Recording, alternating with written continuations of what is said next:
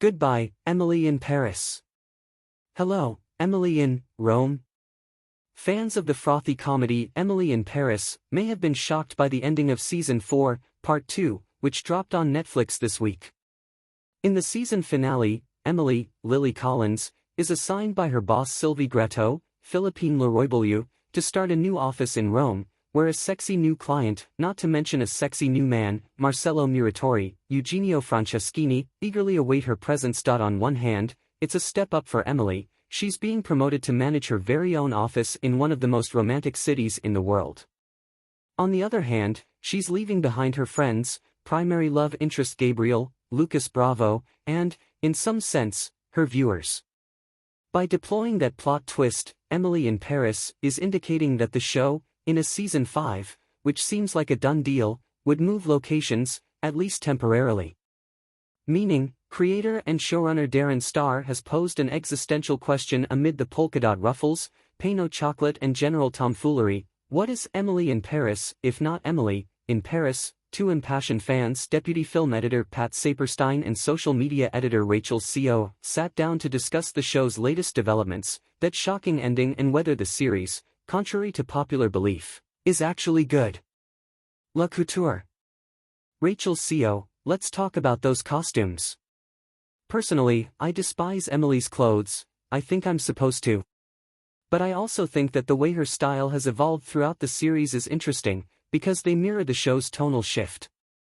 After I finished Season 4, I went back and watched part of Season 1 again and was struck by how much more grounded it felt. Pat Saperstein: it's interesting to recall that in the first few episodes of Star's Sex and the City, the stars lived in a grittier and more down-to-earth version of New York. Here, there are just so many outfits in each episode. I, too, despise most of them, but there's always a few stunners. By the end of this season, I thought some of her outfits were edging toward matronly, all wrong for someone her age, but often covetable nonetheless. Nonetheless, if people start wearing newsboy caps because of Emily, I will never forgive the costume designers. Also, can I just say the red leather belted Jean Patou jacket was to die for? I'm also not mad at the cobalt blue Barbara Bouy pantsuit she wore at Giverny. Rachel: that jacket was gorgeous, and I liked the fluffy multicolored coat she wore when visiting Camille's family for Christmas. As for the outfits when she was visiting Italy, I thought they did a very good job of dressing her like who she is, fundamentally, which is a white American millennial woman from a major metropolitan area.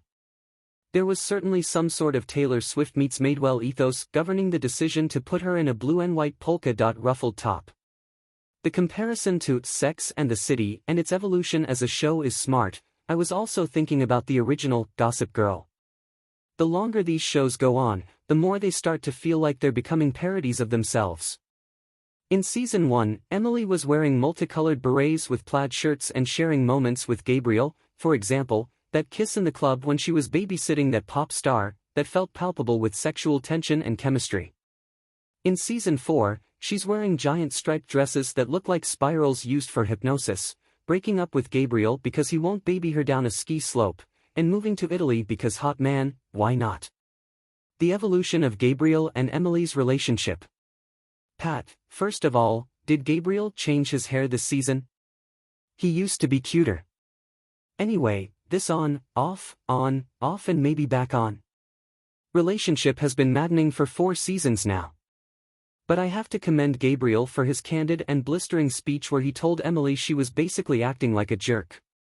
Too bad her utter refusal to learn even the most basic French left her vulnerable to being tricked by Sylvie's secret diabolical stepdaughter, who mistranslated his speech to say, "I don't want to see you anymore." Face it, as long as we have Emily, we're going to be stuck with this practically sexless and eternally unsatisfying romance.